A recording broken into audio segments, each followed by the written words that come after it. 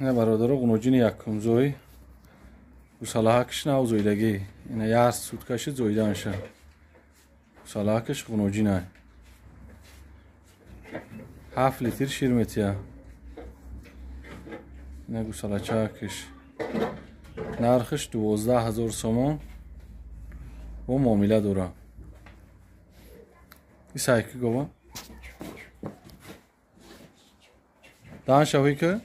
بارو بینم اینه برادر دو تایی دندون گوسالگی دوره اینه قنوجین یکم گوسالاش اینه گوسالاچاکش شغل تربیه کشه 7-8 به حضور ای شیر میجوشی نرخش 12,000 سومون و معاملهش هسته چوچوش جوش شین به حضور مسئله اهلیش 100% مولا یگم کمبودی نداره برای جوشیدنش و حضور ای چپه روسه میشینی میجوشیشه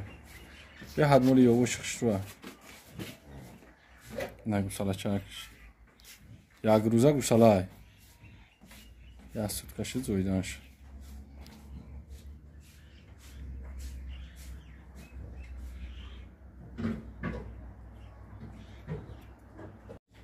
اینه برادر گوی کارپات ناو زویدگی های گوسالاکش به قچه های این گوسالاکش 4 روزه های اینه می زویدگیش دویومش زویدگی های اینه دندونوش اوی میکن نشون میتیم دانشوی که کلونیک اینه دندونوش سری دندون زدگی نیست مولی مسئله اهلیش و سنجوشیش 100% مولای یکم کمبودش نیست ایشالله کسی که این مولا گیره برکت میوه 8 به غرضی گوسالا شیر میته کنی گوی سایکه هایک شای سایک این سینه و برش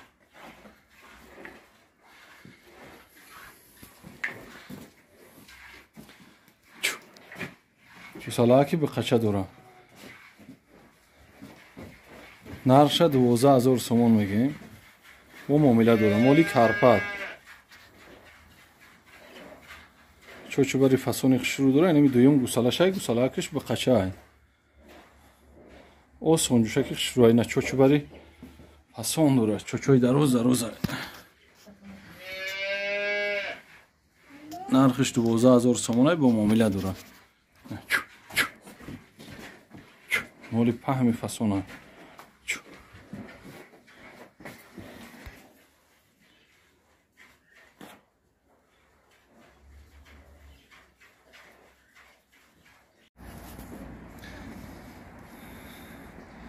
اینه برادر قنوجینی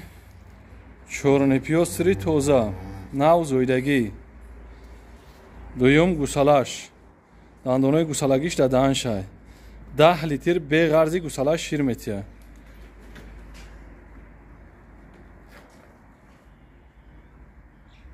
اینه مولی ستویکادوری فسونی خشرو نرخش 16,500 سومون اینه گوسالی ارگینال گوسالا دوره سالاش چیست زوتیه سالاکش قنوجینه یک هفتهش زویدگیشه خشوز اینه سینه و برش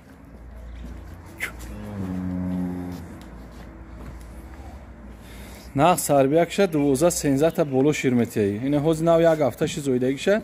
به غرض گوسالاش 10-11 تا جوشیده استیم ایسایکش مولی 4 کنجی فسونی خشروه چوچو برشم ملایمه که حکمون شب پیش گوسالاش رو